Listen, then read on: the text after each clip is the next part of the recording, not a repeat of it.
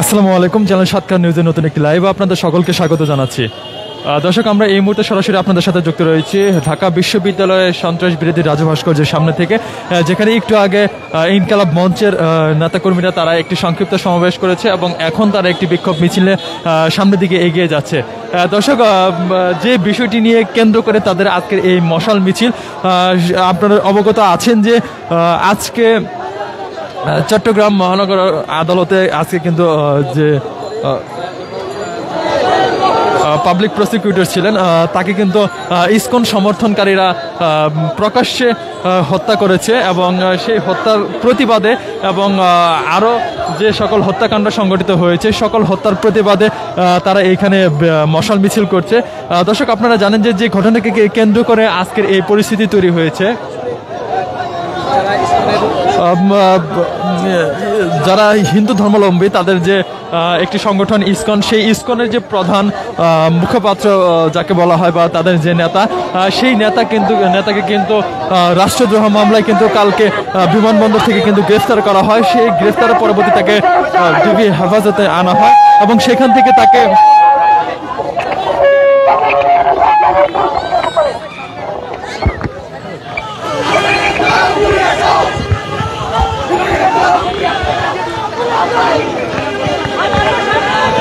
DB হেফাজতে আনা হয় এবং ডিবি হেফাজতে আনার পর তাকে সকালে সেখান থেকে সড়ক পথে চট্টগ্রামে পাঠানো হয় এবং সেখানে তার মামলার শুনানি করা হয় এবং শুনানিতে তার মামলার জামিন রায় দেওয়া হয় এবং রায় সেখানে তার জামিন নামঞ্জুর করে এবং তার পরবর্তীতে তার যে সমর্থক রয়েছে, ইসকনের সমর্থক রয়েছে এবং তার যে ভক্তগুলো রয়েছে, তারা কিন্তু তৎক্ষণাৎ কিন্তু সেখানে প্রতিবাদ করে এবং এক পর্যায়ে সেখানে আইন শৃঙ্খলা রক্ষাকারী বাহিনী, পুলিশ সদস্য এবং বিজিবি সদস্যরা কিন্তু আমরা দেখেছি যে আদালত চত্বরে সে সমর্থকদেরকে সরে যেতে বলেন এবং তার পরবর্তী সময়টিতে আমরা যেমনটি দেখতে পেয়েছি যে সংঘর্ষ জড়িয়ে পড়ে ইসকনের সমর্থকরা এবং সংঘর্ষের এক পর্যায়ে আমরা দেখেছি যে আদালত প্রাঙ্গণেই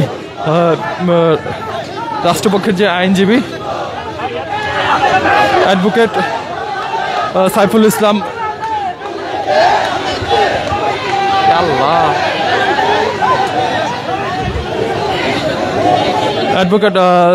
সাইফুল ইসলাম আলিফ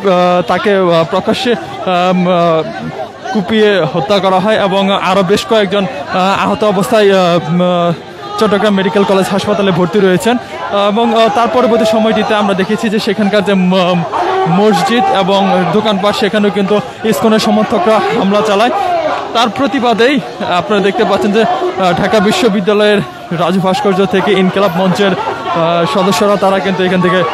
মশাল মিছিল বের করেছেন। আপনারা যেখান থেকে আমাদের লাইভটা দেখছেন কমেন্ট করেন এবং আমাদের লাইভটা শেয়ার করে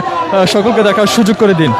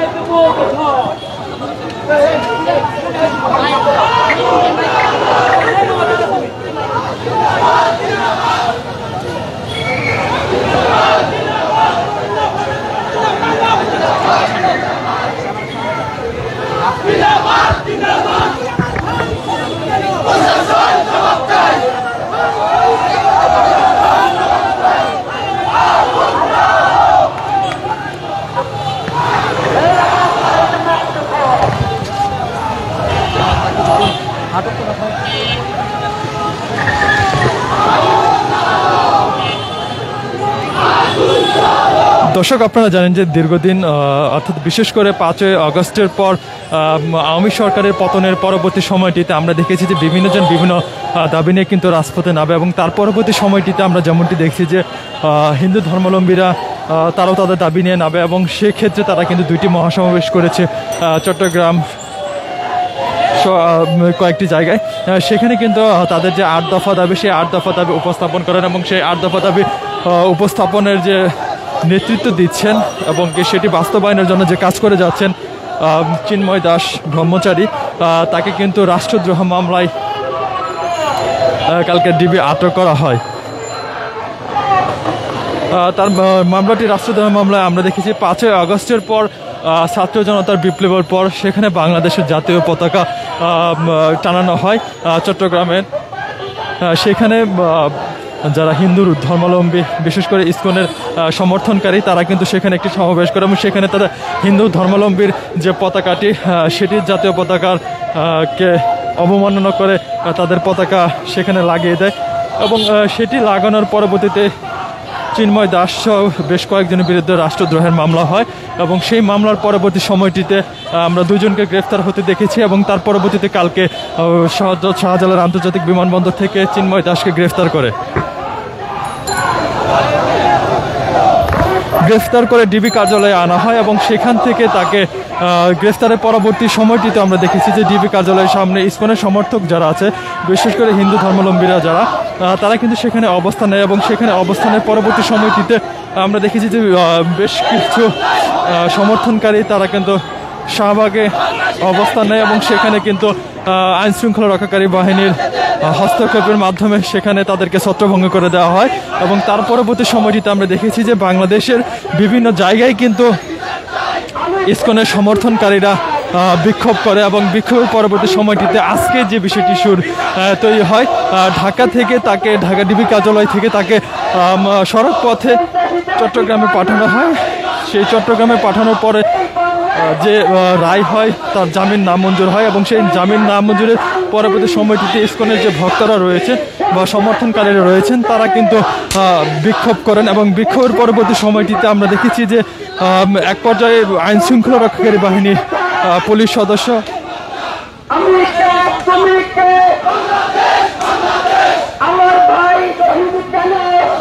আইন শৃঙ্খলা রক্ষাকারী বাহিনীর পুলিশ সদস্য এবং বিজেপি সদস্যরা আদালত প্রাঙ্গণ থেকে সমর্থনকারীদের বা যারা বিক্ষোভ করছিলেন তাদেরকে সরিয়ে দেন, এবং এক পর্যায়ে জামিন না মঞ্জুর হওয়ার পর ইসকনের সমর্থনকারীরা চিন্ময় দাসের যে প্রিজন ব্যান্ড সেদিকে আটকে দেওয়া হয়, এবং পরবর্তীতে শুনানির কথা বলা হয়, এবং তার পরবর্তীতে আমরা যেমনটি দেখেছি যে সেখানে যারা ছিলেন, যারা অবস্থান করেছিলেন, তারা কিন্তু আদালত প্রাঙ্গণে বিক্ষোভ করেন, এবং একই সাথে সাইফুল ইসলাম আলিফ নামের একজন আইনজীবীকে প্রকাশ্যে কুপিয়ে হত্যা করেন, এবং আরও বেশ কয়েকজন আহত অবস্থায় চট্টগ্রাম মেডিকেল কলেজ হাসপাতালে ভর্তি রয়েছেন, এবং তার প্রতিবাদে এছাড়াও তারা সেখানে অবস্থিত মসজিদ এবং বিভিন্ন দোকানপাটে হামলা করে। তার প্রতিবাদ স্বরূপ ইনকিলাব মঞ্চ ঢাকা বিশ্ববিদ্যালয়ের রাজু ভাস্কর্যের সামনে একটি সংক্ষিপ্ত বিক্ষোভ সমাবেশ করে, এবং তার পরবর্তীতে মশাল মিছিল নিয়ে তারা ঢাকা বিশ্ববিদ্যালয় হলপাড়া চত্বরের দিকে এগিয়ে যাচ্ছেন, এবং সর্বশেষে আমরা যেমনটি দেখেছি যে বিভিন্ন রাজনৈতিক সংগঠনের, বিশেষ করে গণ অধিকার পরিষদের একাংশের যে নেতাকর্মীরা আছেন, তারাও কিন্তু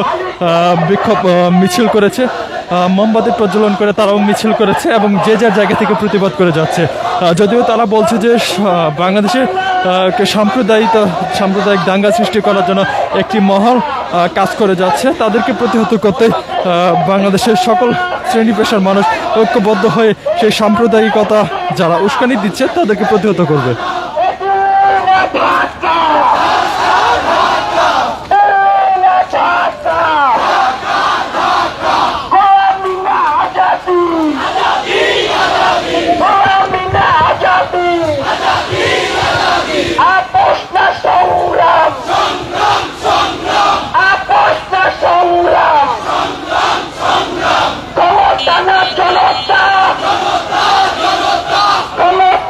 জনতা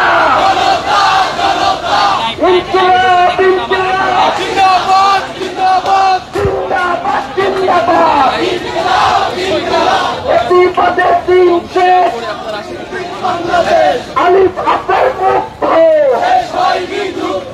শেষ হয়নি যুদ্ধ বিচার বিচার বিচার চাই